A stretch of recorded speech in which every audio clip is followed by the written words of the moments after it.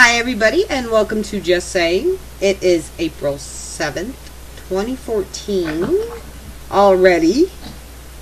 I'm Kim and I am joined here as I am every week by my lovely butterfly-ridden co-host Mary. Hi Mary. Hello. How are you tonight? Running like a crazy person. Yeah. You just got off work and probably inhaled your dinner, and here you are. Yep. I want to hear that it's 85 degrees there, okay? It's not. It's 58. I think we're like 50, so I guess it's okay. You can talk weather. No. Pull out my winter sweaters again. The last 3 days have been cool. Yeah, this is really, really crazy. So, I don't care about the weather. I don't care about anything. I want to hear about what's going on at your shop. I went in the door yesterday and was not greeted with my normal, I'm hungry, feed me. So I figured I would go on a little Easter egg hunt and found 4 little furry jelly beans. Aww. I want one. I know you do. I'm telling you. Yeah, they all look the same, so. No, they really don't. So what's it feel like being a grand fur mama? I don't know. I go in and I check on them and stuff, but I think Luna had her fill today. She came in, jumped up on my desk, sitting there screaming. I'm like, okay, what? I opened the door and she went outside, walked over to the pine trees and just sat in the middle of them for about 20 minutes and then turned around and came back. I guess she just needed a mom break. Well, you know how I am with cats. And that, for you, that is such a compliment, because normally a new mommy like that with new kittens, they don't leave the box for like a week, only to eat and go to the bathroom. So she trusts you. So it is a compliment. She was out a little bit yesterday. She didn't want to go outside yesterday. She went outside twice today, but yesterday she was like. Well, that's like I said, a compliment. So I'll be looking for pictures daily that you're going to post, because they change constantly. Well, you get them every other day, because today they were all just so comfortable and snoozing, and Vinny G was climbing under the rest of them to get the most warmth. Mm-hmm. And I'm like, I'm not even going to fight with you guys this morning. Just let them go do their thing. Well, speaking of babies, tick, tick, tick, tick. It's getting closer for me over here. I can't wait to be a grandma. I know. So that's all I'm thinking about, and that's all I want to think about. So, are we like ready? Do we have the canister of candy? The box of toys? You got to think of this stuff. Hey, I've already asked them what I should get for here for when I'm babysitting, and they're over there. They're sweating because they really wanted to get this baby monitor and stuff. And I'm thinking, I'll just set up my IR cameras all throughout the house. The baby's not going to go without me seeing it or hearing it. So right? I'm good. But it's getting close. May 9th. Hurry up. Anyway, speaking of hurrying up, we got a good show planned tonight. We do? We always do. Of course we do. Jeez. Anyway, do the intros. This evening, our guests hail from the lovely state of Louisiana, although I think it's part-time in Texas. She is... We're gypsies, man. We're gypsies. She's a psychic medium, a crystal expert as far as I'm concerned, and a crazy redhead. He, on the other hand, was one of the stars of Deep South Paranormal, and yes, it's the first time I've said it right, and I couldn't tell you how long, and hangs out with the crazy redhead, Tracey Ramsey and Keith Ramsey. Hi guys. Hey, how's it going? How'd you like that? No see. Yeah, really. How long's it been? Wow. Too long. Yes, too long. Well, Keith, I haven't had the pleasure of meeting you, but I have worked with Tracey, so hello. Nice to meet you. Nice to meet you. So, Kim, you can get things started here? Okay, I know what we're supposed to talk about, but Tracey knows I'm always gonna... You're gonna go off course. Of course. Right away, that throws off my notes. I do it. Just for a little bit, just for a little bit. Just for Tracey knows me. I usually flow. Stop! Let's have it. Crystals. You have all kinds of different crystals that I can't find yet. Really? Yes. Like what? The green tourmaline for starters. Green tourmaline? Arkansas didn't have them? No? I'm shocked. I know a place that does have them, but you're not going to get them wholesale. Yeah.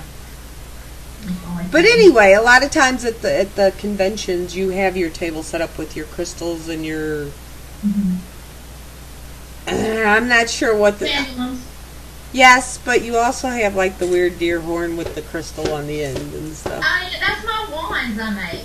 Yeah, I make them out of deer antlers. I wanted to call them wands, but I wasn't real sure.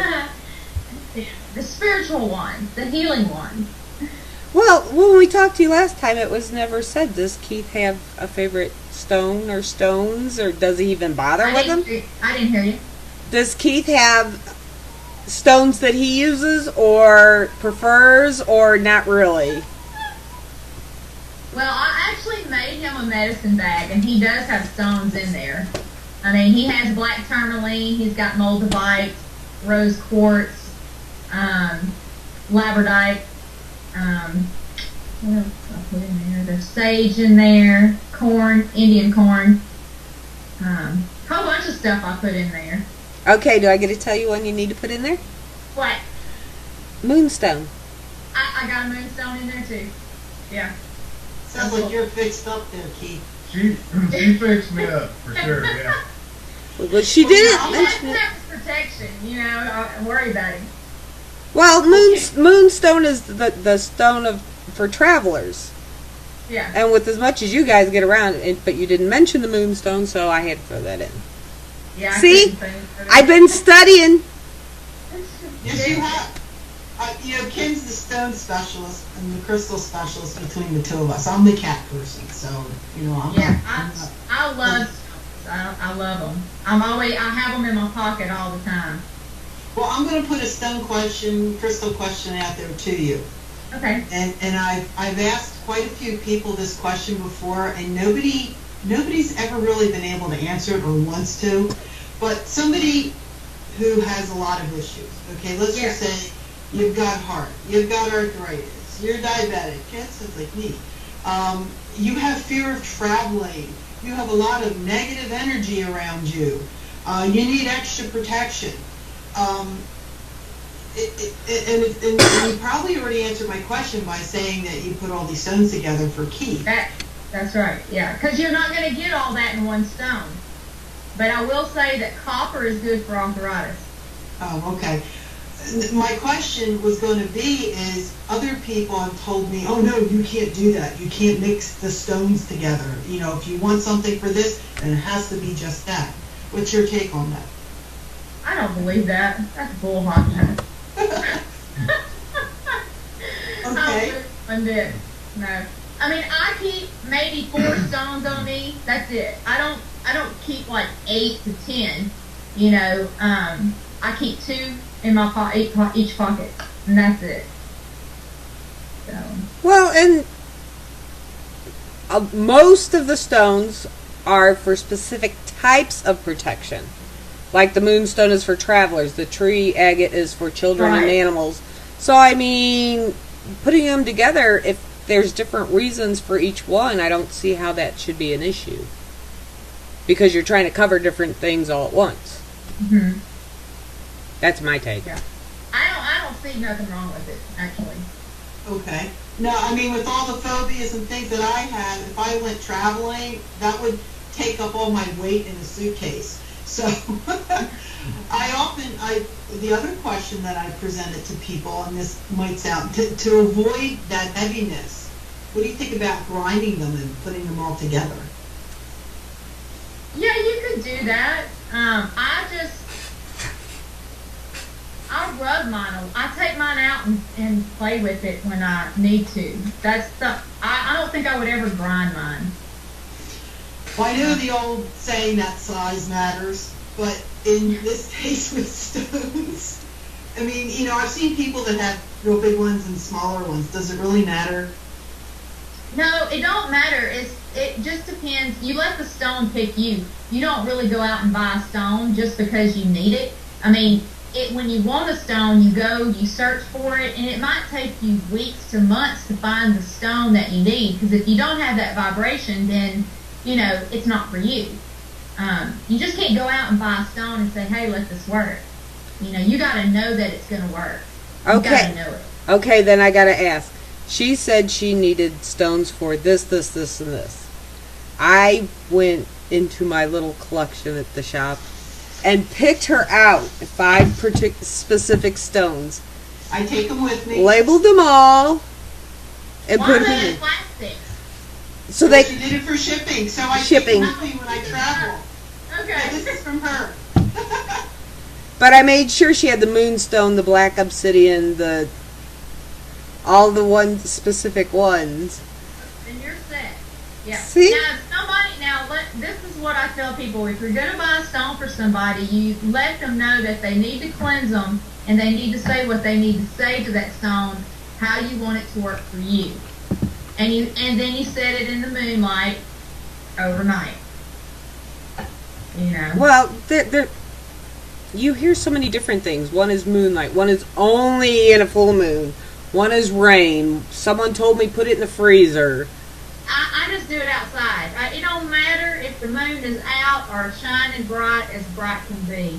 I just put it outside and overnight. Just to charge them. Mine works for me. So. I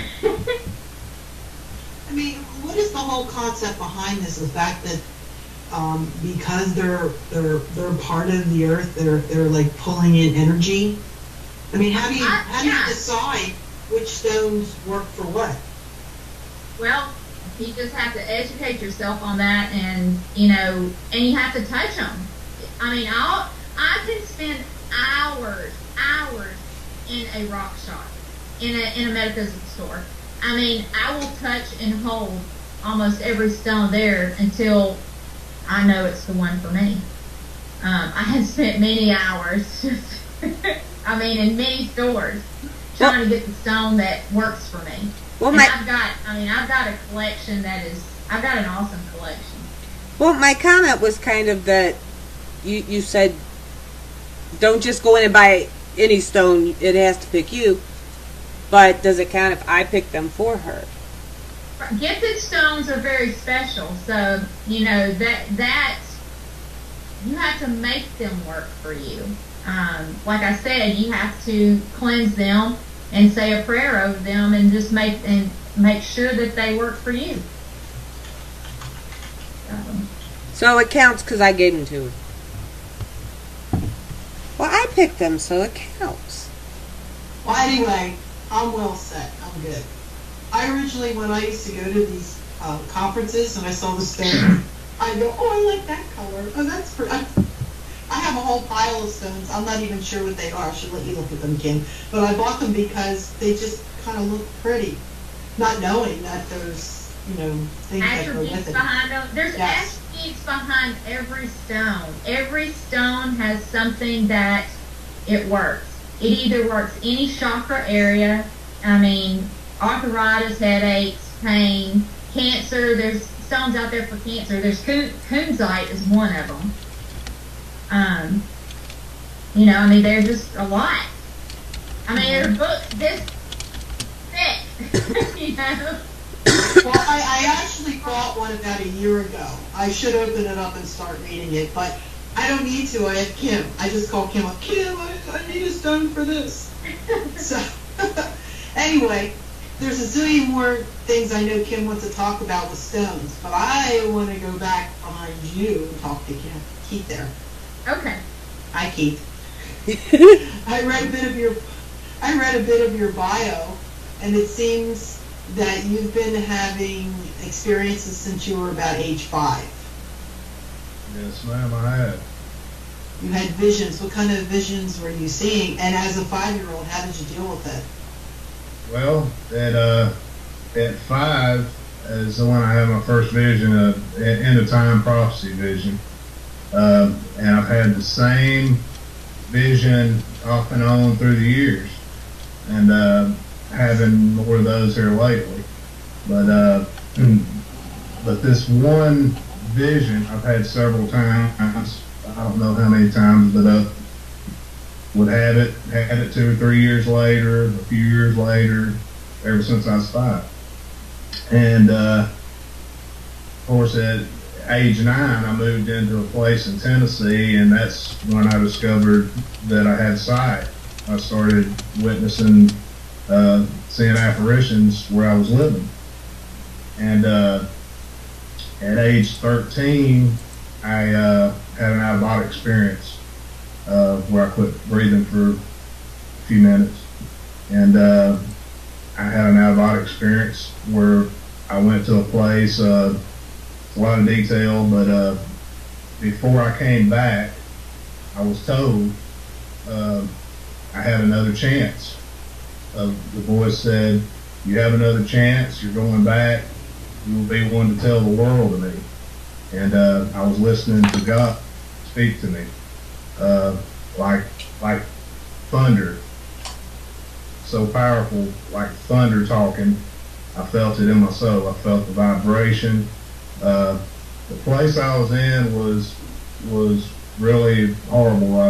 I experienced a horrible experience of I was shown a place that those can go if they're not ready and haven't got their life in line and ain't on the right path. I was shown that, and I held it in. 2 years later, I started having a lot more visions, and I went to my mother. Things were bothering me at the time, and that's when I discovered through talking to her that she had visions, and not only her, but her mother before her, my grandmother, which read me when I was a child, told me what I was going to go through, and how I was going to finally meet someone that would where my life would fall into line. And all of these years, I've wondered how to speak to people. I've been afraid to speak about a lot of my experiences, and it's come time to do so now. And through meeting Tracey, we found out we've had a lot in common and some of the same visions. And so it's really brought a lot out of me to be able to talk, which through the years of writing music, I've written songs and, talked about some of my experiences in some of my songs, and thought, maybe that's how I was going to finally be able to open up and speak to the world once people ask, what the songs were about, how did the songs come about. But it didn't happen quite that way. Through doing the Deep South Paranormal show, that really opened me up to be able to reach out. That's when I knew it was time. And then going to events, speaking and all. Once I found Tracey, once we met, I just opened up like a dam breaking. He did. And what I felt with meeting her, it was incredible. And it's I've got a lot to do now. I've got a lot to talk about, and hopefully it'll help some other people out there getting on the path and reaching out to God. You know, in reading your bio, you know, I had to cheat a little bit because I don't know that much about you. I know a lot about Tracey. You know, when you meet somebody in person, it kind of, you know, you kind of make a connection and you know a little bit more. But, you know, it mentions that, you know, your strong faith in God, your family, your friends, and that you seem to be one with nature. You know, you like to go camping, fishing, and even when you're not doing the things on, you know, on the circuit and the paranormal investigating, you do landscaping. So you've kind of got this whole package together. Do you feel with how you're living your life, or how you have lived your life, it has enabled your abilities to come forward stronger?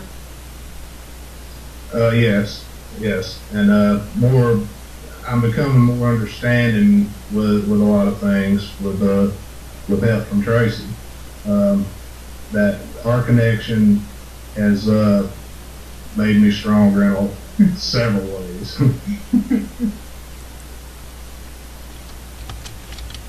Oops, I'm muted myself. I know. So Tracey, how did you know he was the one? Oh my God. When we met, I felt it. I knew when I got introduced to Keith. We both felt Benny, something is incredible. Benny introduced me. I just got through doing a gallery reading with Scotty Rourke. I did it with him, and I went over there to talk to him. And Benny and Jonathan from the Bama Boys, they were all there. And I never watched the show or anything. I didn't know who they were, and I didn't even know if I was going to go to that event. You know, because my house. They asked me on July 20th. My house sold on the 25th. I had to be out by the 28th, and that next weekend was the event. I'm like, oh my God, how am I going to do this? And something told me, no, Tracey, you need to go. So I listened, and I got everything done, which I couldn't believe. And the Saturday after the gallery reading, I went over to talk to Scotty, and then Benny and Jonathan came up to me and said, hey, how you doing? We're the, Bama Boys, and they're like, well, let me introduce you to Keith. I'm like, okay, So he's sitting down, so I walk over and he stands up, and our eyes just totally connected. I stopped, and it's like everybody left. The vibration was so intense that when I looked into his eyes, I saw a door open, and I said, oh shit, he ain't ready. And I turned, I didn't say hi, bye, kiss my honey, or nothing. I walked off and went to my table. And I was thinking, oh my God, why did I do that? Why did I not say hi? And I was begging him, please don't touch me. Please don't reach your hand out for a shake, because if you touch me, that's all it's going to take. I will know if he touched me. So, anyway, then we did the panel. I was up on the panel, and he wasn't supposed to be up there. And so Keith Age asked him to come up there, and that's when he spoke for the first time. And he was staring at me, and we had that vibration again up there, and it was just so intense, and we still didn't talk. Well, when we left the event, I'm thinking, God, why didn't I really need to talk to him. There's something going on here. And I wanted to know if he felt the same thing, because with the eye connection, I just know he did. I knew it, It throws me completely off balance. When we locked eyes, there was we were swaying. There was a pull, and I was off balance, and feeling the vibration inside myself. We couldn't speak to each other at all. I mean, this is while Keith, you're up there trying to kind of give a speech. No, we were at the table when that happened. Yeah, but no, when we were on the panel, he spoke great, and he was staring at me, and we had that eye contact while we were on the panel. It was the metaphysical versus the science, and he was on the science side when he was supposed to be on the metaphysical side. I didn't know where I was supposed to be. Yeah. They gave me a chair, and I sat down. Yeah, so I'm thinking, you need to be over here. You know, you can come sit on my lap. But anyway, so we left. Well, no offense, Tracy. No offense to my husband in the background, but I wouldn't mind walking over and sitting on Keith's lap either. So. You got that right. But no, the event was over with, and I was, Saturday, I went to my hotel and cried. I did, because I'm thinking, oh my God, I know he's the one and he ain't ready. I could tell. I knew what he did. I knew what he said. And I'm like, oh my God, I'm fixing to blow him away. I just know it. And 3 days passed, and I'm dying to message him. So I get on Facebook, and I'm typing away, and I erase it. I type away, and I erase it. I did it like 3 times, and then all of a sudden, a message popped up, and it's from Keith. We were messaging each other at the same time. So I said, I'm so sorry that I didn't speak to you, and I just need to know if you felt that, what I felt. Did you have that feeling, And he said, yeah, I did. He goes, you need to come to Alabama. I said, okay. So I went, I had to go somewhere to film, and then I came back, and when I came back through Alabama, that's when we had our first date. And we found out a lot about each other. And the first thing I wanted to know about was one vision that I've had all my life. And it was a key of importance. It was so important, because if he told me exactly what I needed to know, that's when I knew for sure. Even though I felt the vibration and I knew, but I didn't know for sure. So that day, I asked him, I said, I need to know about the cliff. And that's all I said.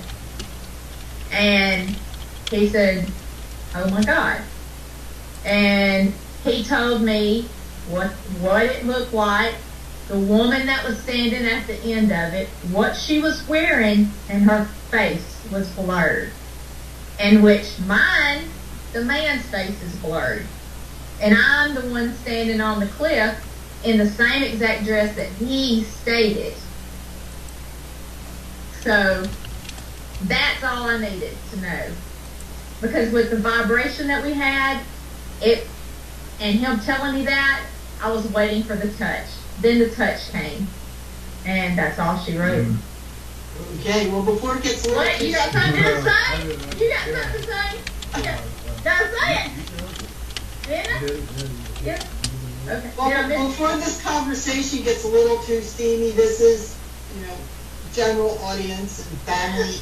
It wasn't that kind of touch. It was just, a touch, Okay. See, and you thought I was the bad one. It would probably blow my mind. That's not all of it. There's others too. Yeah, well, tell them. Anyway. There's visions of going to a bed with lost word. What's it called? Film. No, the bed. Oh, a canopy. Canopy. Yeah, there's. It's old. Yeah, old curtains on, or drapes on it and everything, and it would either be out in the middle of a beautiful field or next to a stream. Always near water. Yeah. I was always near water in my visions. You'd hear water, and you'd either hear it or see a stream. Sometimes it's out in the middle of a field for me with, sometimes a bunch of flowers, real colorful. But I'm there to meet someone, to find my love. I know I'm looking for my love. And I can't find her. I'm just waiting. But the times that I have seen a woman in my visions, the face is always blurred. And she's had visions of that bed here and there also. I have had a vision where his face is not blurred, but he has not had one of me yet. Yeah. So. But I know Well, when they kind of. Your visions are a lot better than mine. I won't go into my visions because mine usually involve cheesecake. Ours are very intense. Ours are I very. bet. So I have a question for both of you. Since you're both, well, I've seen you in action, Tracy. You're both paranormal investigators. Have you gone on some actual investigations together? Yes, we have. Do you find Yeah, we that did you're... a lot of interesting things. I think That's what I was our going to ask. You know, with your energies, what kind of things you get? yeah, our energy brings out a lot. Yes. Very interesting. Especially if we're touching one another and when we're like showing our love, things just start popping and hopping, and you know, you start hearing stuff. Even here in this apartment I'm staying in right now, the intercom will go off in the middle of the night, you know, and just all kind of stuff happens here. So we kind of started filming a little bit, and then we get stuff that moves around, and it's crazy.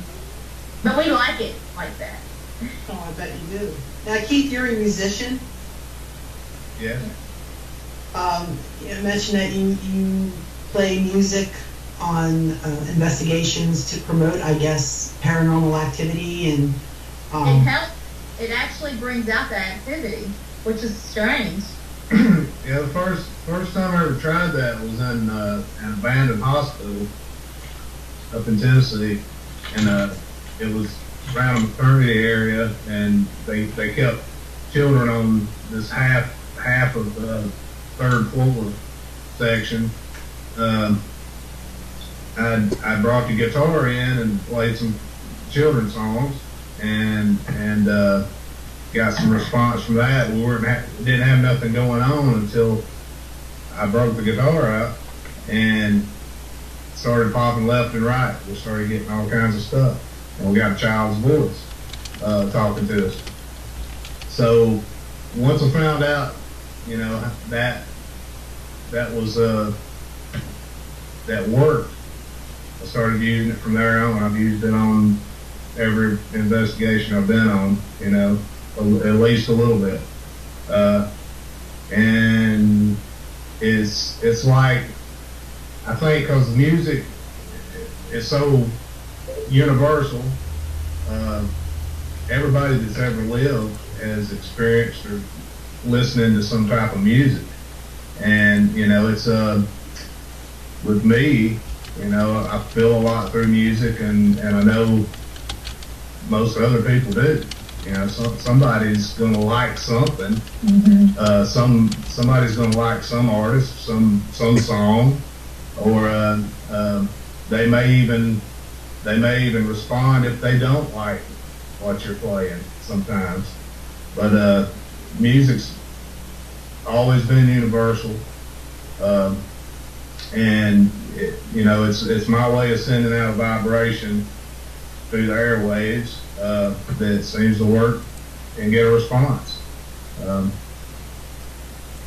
I agree. A few years ago, I was on a paranormal investigation, and one of the guys that usually come and hangs out at this place constantly, he plays the guitar.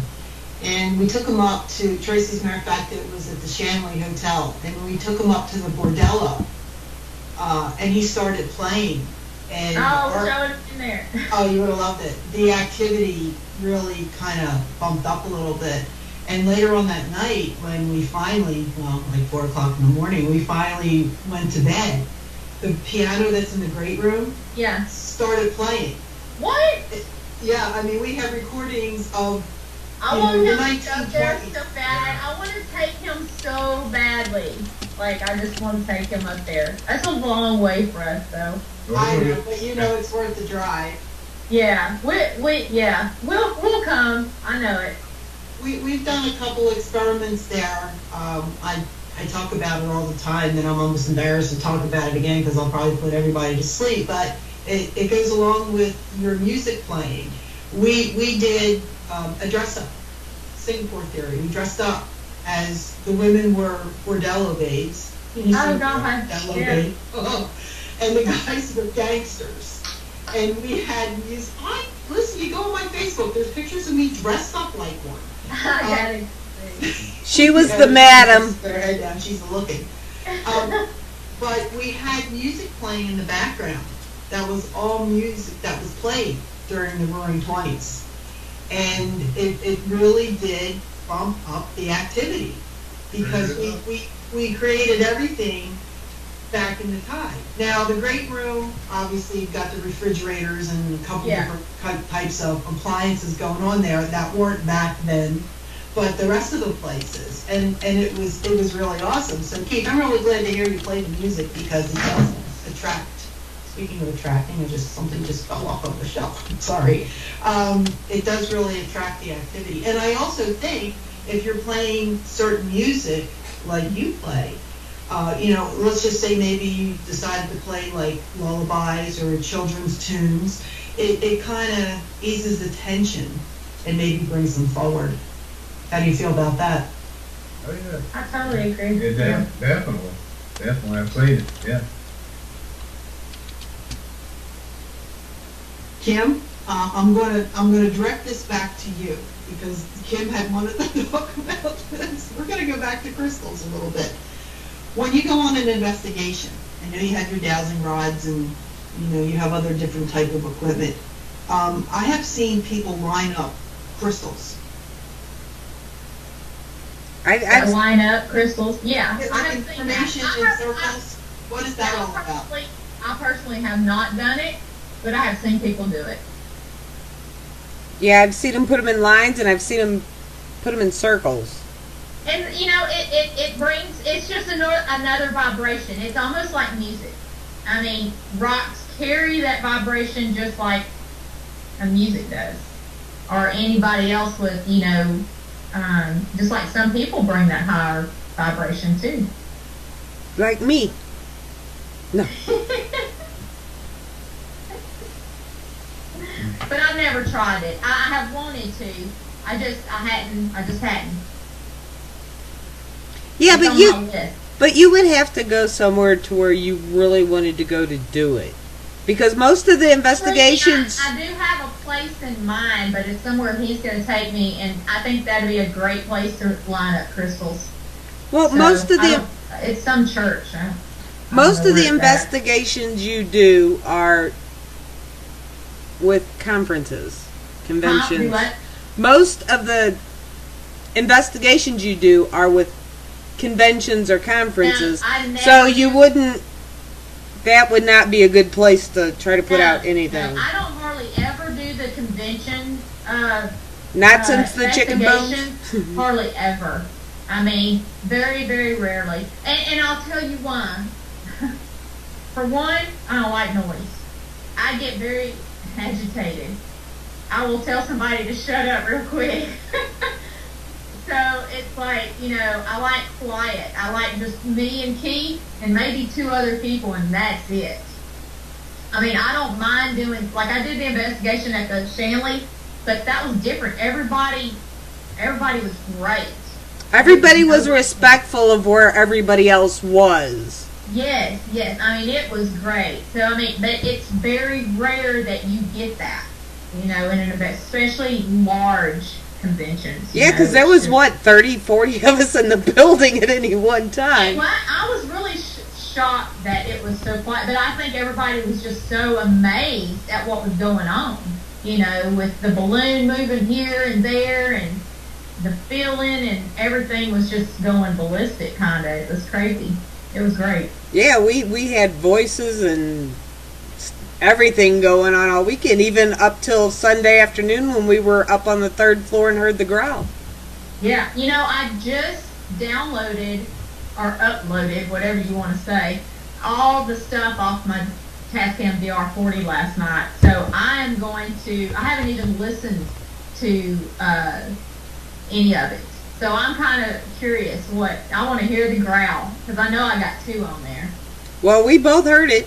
Yeah, I mean, I rewinded it and listened to it, so I know it's on there. I just got to find where it's at, because I had like 1,733 files. Yeah. I'm like, oh my God, I gotta go through these and name them. What? Another question on the stones. Just because it's not necessarily a strong protection stone, or listed as a strong protection stone, when someone picks a specific stone for them, can that be just as strong as a stronger protection stone? Yes, it could. Because it's gifted, it makes it more special. So yes, gifted things are very special things. Well, no, I picked this one out, but you know I'm the citrine freak. You mean for you? Yeah. Or for somebody else? For me, Oh, okay. What'd you pick out? What stone? citrine. You know me and the citrine. Oh, yeah. Citrine's a nice stone. That's one stone I don't carry. I know. Well, I must say I do have the one crystal quartz you had that had the citrine inclusion. Yeah. Do you have a zircon? No. You need to get a zircon. They're great stones. Great for psychic abilities, meditation, all of it. Astral travel. No, I have my little bowl here, and then I have more outside, but you know me and the Yellowstone. Yeah. They're pretty. I have some, I just don't carry them. I carry them. Different. It's funny how everybody likes certain things, you know. Well, my color's yellow. I guess I gotta go there. See, now if you started talking about cats, I could perk up and get into this conversation. Hey, Keith, we'll just have Lee can interview and then we'll interview. So, Keith, how's it going? See? It's all good. It's all good. Ask Keith why he grew out his beard. Ah. Well, I guess he has to tell us now.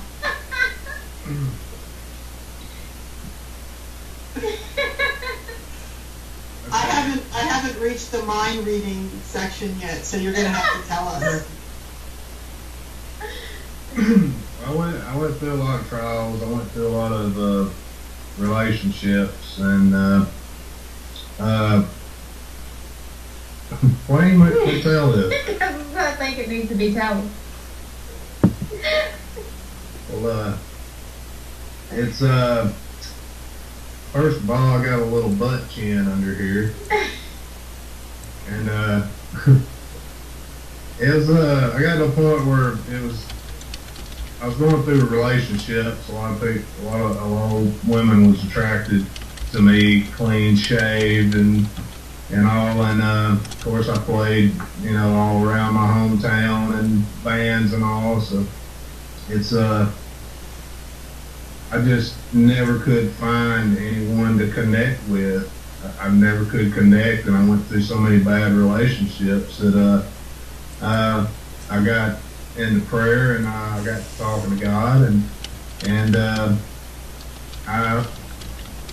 I felt that I would grow my beard, and I told God, I asked God to put somebody into my life, someone like me, that could understand me and wouldn't look at me as just an attraction of anything sexual or anything like that. I wanted someone to see who I was and somebody that could feel like I felt, and I didn't see it anywhere. I growed up looking up to my aunts and uncles that married young and stayed together. They had that strength, that strength in their love that you couldn't kill. And also my grandparents, and that's what I always wanted for myself. So I just said in a prayer at this time to God that I'm going to grow my beard as long as it'll go. I'm going to let it go. And I want somebody to look at me and find me I knew I would find someone through the eyes. Someone that could see into my soul, and I could also see into theirs, and put aside all the worldly things and that people get wrapped up in with sexual thoughts, with a lot of relationships I went through. They got involved with me because I played in rock bands, and I had, they was attracted to me, and a lot of them thought that I was just a big partier because I played in rock bands. Thought that I was lived that lifestyle that so many do. And you don't. And I couldn't find love that way. That was no way. So I growed the beard to cover myself. I didn't want that, and I was searching for somebody that could look in my eyes and see and feel who I was, and that's what I asked for. I asked God to send somebody to me that would understand me, and somebody that's had experiences that I've had. And right before I met Tracey, I had got to the point to where I thought, maybe it wouldn't be in this life. Maybe I would have to pass on before that vision would be fulfilled, of meeting a woman on the cliff. I had pretty much given up on having love in my life in this life. And then all of a sudden I meet her at this event, and like I said, I was off balance. It vibrated my body, which was a lot similar to the vibration I got when I had my out-of-body experience. One of the strongest feelings and experiences I've had in my whole life. So now, God's granted me my prayer that I've wanted for so long, but I had to go through a lot of trials and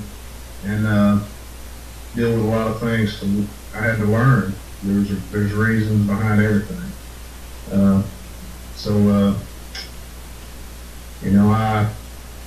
I would say to anybody out there, there's always hope if you've got God in your life. Just pray to God, reach out to God, and ask, and if you can show Him that what you truly want and what you feel in your heart's true, He will answer you. Well, I want to back up a little bit to something you said earlier when we started the show, when I'd asked you about when you were 5, and then you went on to talk about when you were age 9. How important was it for you to have your family behind you, knowing that your mother and your grandmother were the same way? If you don't think you had family members there for support, do you think you would have continued to who you are now? See, that's what happens. It's going off right now, and that thing's broke. It don't work. Okay, well maybe that was a good question I set out there then. Well, let me say it was I wasn't around my mother for a few years until I was in my early teens. We had separated for a while, and I was with my pops, with my dad, and so I kept a lot inside that I was experiencing, a whole lot, and it was, like I said, I had my out-of-body experience at 13, but 15 came around, I started having a lot more visions. I had reconnected with my mother, and that's when I talked to her at 15, finally, and let all this stuff out. And, that's when she tells me that she had it and her mother had it, and not only on that side of the family, but she said, ask your dad. Your grandmother had on your father's side has it, and not only my dad's mother, she read cards. She read coffee grounds, tea grounds, everything. But not only both of my grandmothers had gift of visions and reading, but on my dad's side, my great grandmother had the gift of laying hands on people. She was a healer. So that's when I accepted, okay, all of this is I'm just going to have to accept. I'm going to have to deal with and learn to keep control with. And it was 21. When I was 21, I still battled from 15 to 21. And this happened. I experienced I had an experience with somebody with a gift of healing, like my great grandmother had. I went through some deep depression after my first marriage, and I felt failure. I was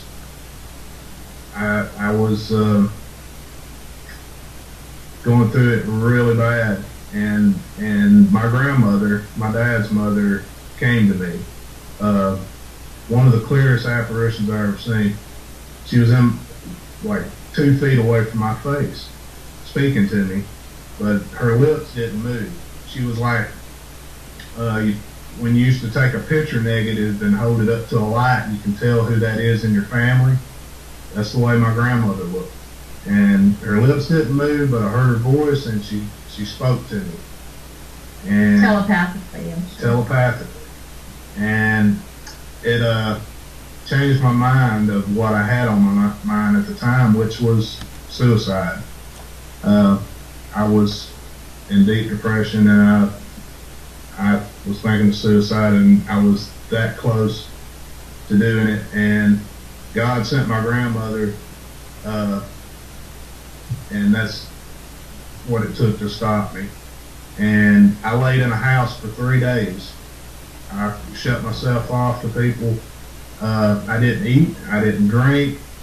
I laid in there. I knew I couldn't commit suicide by what God had done shown me. So I laid in there for 3 days, and still battling. On the 3rd day, I had a vision. I was in a field, and there was a barbed wire fence as far as you could see both ways. On my side of the barbed wire fence, everything was dead, dirt, rocks, desert. On the other side, everything was green, perfect, beautiful, and there's mountains in the background. And I wanted to go over this fence. I was tempted to go over this fence, and a voice spoke, said, "No, you're not ready." So about that time, I see a ball blowing through the sky. It was about probably 10 feet off the ground. I don't feel no wind, but this ball looks like the wind shifting it, blows it over the barbed wire fence. I want to go over again. And the voice says, "No, you're not ready." Well, right as I'm asking, what's that mean? Why am I not ready? The voice says, 1st and 2nd Corinthians, in blood you will be happy. And I wake up, and I ask God, why do you show me these things and I don't understand? It's not always clear. It's like something I got to figure out. Well, at that point, I hear his voice speak again. He says, "Get up and go see someone." So that's the last thing he said. I'm sitting there a couple of minutes. Well, what does that mean? They don't tell me no more. The phone rings, which times before has happened with my mother. My mother calls out of nowhere. She knows when I'm hurting or in some kind of trouble. We've had that connection, me and my mother. And her mother and her and my uncle also had that. But she said, I said, I'm hurting. I can barely walk. I didn't go into detail. I was sick as could be. She told me to go to this clinic I'd never been to before. I got up, got in the car, and made it there. And I walk into this clinic for the first time, and it's full of people. I fill out my paperwork, sit down. All of a sudden, I'm the next one called. They send me to the 2nd floor. I hand the paperwork to a nurse on the second floor. There's people up there been waiting all morning. They take me right in the door into an office, and I sit up on this table. They say, well, the doctor will be in with you in a few minutes. So maybe 5 minutes goes by. I'm sitting there. This man walks up in the doorway, and we make this eye connection, like me and Tracey made, like me and other people have made that's all had experiences. We lock eyes, and he walks up to me and says, I don't want to know who you are, why you're here, what your symptoms are. He said, God showed me in a vision last night that you'd be coming to see me. So I'm sitting on this table weak, hurting, all of my joints are aching. I feel terrible. I'm depressed, weak as can be. And this guy says, do you know Jesus Christ as your Savior? And I said, yes, sir. He said, well, will you pray with me? Let me pray on you. And I said, yes, sir. And I bowed my head with this man, and I felt him touch my knees. He leaned in on me on my knees, and I felt heat boiling, bubbling in my feet. Came up through my legs, all the way through my body. And after his prayer, he says, now get up and walk out of here. If you ever need me again, here's my card, get in touch with me. Well, every feeling of sickness I had was gone. I felt like I wasn't even walking on the ground. I was floating. I was like walking on clouds and no pain. I went straight from there to a preacher that sang music with my uncle at the time. They were in a group for 20-something years. I went to him and told him what had happened. And that Sunday, I went and got baptized at his church. Well, it was just last week. That's been 17 years ago. Last week, I found the doctor and talked to him on the phone. And our next trip in the hospital, we're going to be having dinner with him and talk about. We're going to do some videoing and get all of it on. Yeah, and I'm going to a couple other people to shoot some video on experiences where they was with me when it happened. I've got a friend that was with me when I had the out-of-body experience. I've got a friend, I've got this with the doctor that laid hands on me and healed me. Charlie. I dreamt of one of my friends. His wife calls me, says, you need to hurry up and get up here. Charlie ain't gonna make it. Well, I go from being on the phone with her to walking in the hospital room doorway, and he's already passed. And he's laying there, his eyes wide open, and I stand over him and tell him I'm sorry I didn't make it in time. And she said he just passed away a couple minutes before he got here. He just passed away. And so that was a vision. So I called my mother and I told her, and of course my mother says, well, you got to call him and tell him. You got to hurry up and call him. Don't hold this in. I said, well, I ain't ever spoke to them on a spiritual level or nothing. They might think I'm nuts. How am I going to do this? And she said, just do it. You just do it. And don't worry about none of that. Just do it, because if something happens, you're going to have to live with that the rest of your life and regret it. And so I called them, and they took it to heart. I told him and his wife on the phone, and he took it to heart. He went to a doctor the next day. They run all these tests on him, and once he called me back, he says, yeah, you were right. They said that I was lucky to still be walking. I could have done dropped dead with a massive heart attack. So they had to change his diet and all this stuff, get him on medicine, his heart and everything.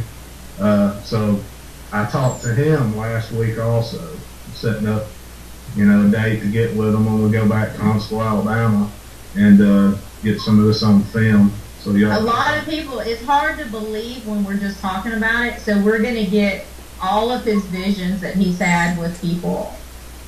Just been involved. We're going to record it, that way you can see the other side, talk about it their way,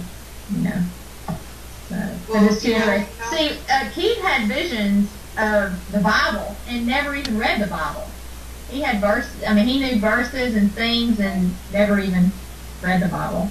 And it's all there. Amazing. Well, you know what? I hate to cut in or anything like this, but we're actually running over.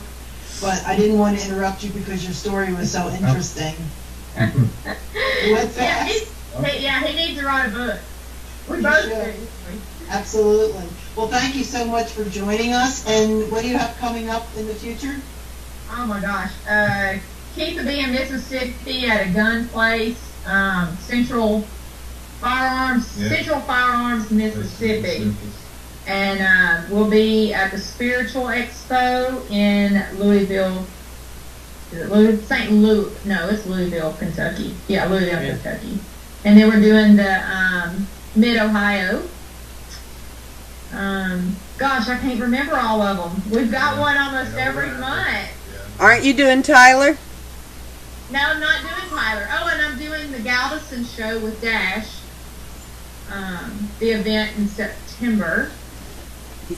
I can't remember them all. We might be going to Vegas. I hadn't decided yet. Well, next time you come through Texas up 20, you better stop by my shop, or else we'll... Yeah, I'm not doing Tyler. We've got too much going on, and we just can't make it. Because that's soon, isn't it? Next month, I think. Is it?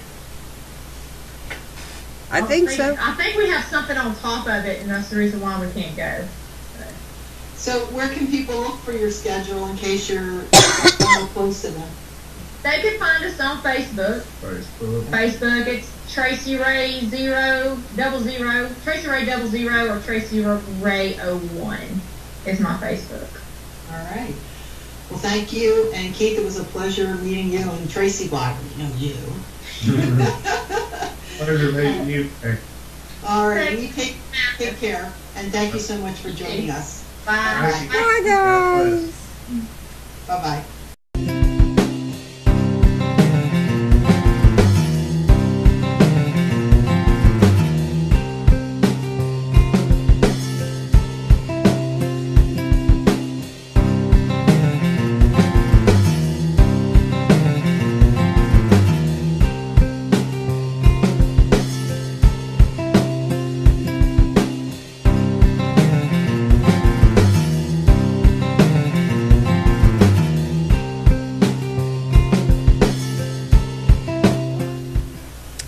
Hi, everybody, and welcome to Just Saying. It is April 7th, 2014 already. I'm Kim, and I am joined here, as I am every week, by my lovely butterfly-ridden co-host, Mary. Hi, Mary. Hello. How are you tonight? Running like a crazy person. Yeah. You just got off work and probably inhaled your dinner, and here you are. Yep. I want to hear that it's 85 degrees there, okay? It's not. It's 58. I think we're like 50, so I guess it's okay. You can talk weather. No. My winter sweaters again. The last 3 days have been cool. Yeah, this is really, really crazy. So, I don't care about the weather. I don't care about anything. I want to hear about what's going on at your shop. I went in the door yesterday and was not greeted with my normal, I'm hungry, feed me. So I figured I would go on a little Easter egg hunt and found 4 little furry jelly beans. Aww. I want one. I know you do. I'm telling you. Yeah, they all look the same, so. No, they really don't. So what's it feel like being a grand fur mama? For a little bit, just for a little bit. Just for Who knows me? I usually flow. Stop. Let's have it. Crystals. You have all kinds of different crystals that I can't find yet. Really? Yes. Like what? The green tourmaline for starters. Green tourmaline. Arkansas didn't have them? No? I'm shocked. I know a place that does have them, but you're not going to get them wholesale. Yeah. But anyway, a lot of times at the conventions, you have your table set up with your crystals and your... Mm-hmm. I'm not sure what the... Pendulums. Yes, but you also have like the weird deer horn with the crystal on the end and stuff. That's my wands I make. Yeah, I make them out of deer antlers. I wanted to call them wands, but I wasn't real sure. The spiritual ones, the healing ones. Well, when we talked to you last time, it was never said, does Keith have a favorite stone or stones, or does he even bother with them? I didn't hear you. Does Keith have stones that he uses or prefers, or not really? Well, I actually made him a medicine bag, and he does have stones in there. I mean, he has black tourmaline, he's got moldavite, rose quartz, labradorite, what else did I put in there? There's sage in there, corn, Indian corn, whole bunch of stuff I put in there. Okay, do I get to tell you one you need to put in there? What? Moonstone. I got a moonstone in there too. Yeah. Sounds like you're fixed up there, Keith. She fixed me up for sure. Yeah. Well, she didn't mention it. That's protection, you know. And they're over there, they're sweating because they really wanted to get this baby monitor and stuff. And I'm thinking, I'll just set up my IR cameras all throughout the house. The baby's not going to go without me seeing it or hearing it. So Right? I'm good. But it's getting close. May 9th. Hurry up. Anyway, speaking of hurrying up, we've got a good show planned tonight. We do? We always do. Of course we do. Jeez. Anyway, do the intros. This evening, our guests hail from the lovely state of Louisiana, although I think it's part-time in Texas. She is... We're gypsies, man. We're gypsies. She's a psychic medium, a crystal expert as far as I'm concerned, and a crazy redhead. He, on the other hand, was one of the stars of Deep South Paranormal, and yes, it's the first time I've said it right in I couldn't tell you how long, and hangs out with the crazy redhead, Tracey Ramsey and Keith Ramsey. Hi, guys. Hey, how's it going? How'd you like that? No see. Yeah, really. How long's it been? Wow. Too long. Yes, too long. Well, Keith, I haven't had the pleasure of meeting you, but I have worked with Tracey, so hello. Nice to meet you. Nice to meet you. So, Kim, you can get things started here? Okay, I know what we're supposed to talk about, but Tracey knows I'm always gonna... You're gonna go off course. Of course. Right away, that throws off my notes. I do it. Just... I'm worried about him. Well, Moonstone is the stone for travelers. Yeah. And with as much as you guys get around, but you didn't mention the Moonstone, so I had to throw that in. Yeah. See? I've been studying. Yes, you have. Kim's the stone specialist and the crystal specialist between the two of us. I'm the cat person, so, I'm Yeah, not. I love stones. I love them. I have them in my pocket all the time. Well, I'm going to put a crystal question out there to you. Okay. And I've asked quite a few people this question before, and nobody's ever really been able to answer it or wants to. But somebody who has a lot of issues. Okay, let's just say you've got heart, you've got arthritis, you're diabetic. That sounds like me. You have fear of traveling. You have a lot of negative energy around you. You need extra protection. And you probably already answered my question by saying that you put all these stones together for Keith. That's right, yeah. Because you're not going to get all that in one stone. But I will say that copper is good for arthritis. Oh, okay. My question was going to be is other people have told me, oh no, you can't do that. You can't mix the stones together. You know, if you want something for this, then it has to be just that. What's your take on that? I don't believe that. That's bull hot. Okay. On this. No. I mean, I keep maybe 4 stones on me. That's it. I don't keep like 8 to 10. You know, I keep 2 in my each pocket, and that's it. So. Well, and most of the stones are for specific types of protection. Like the moonstone is for. I don't know. I go in and I check on them and stuff, but I think Luna had her fill today. She came in, jumped up on my desk, sitting there screaming. I'm like, okay, what?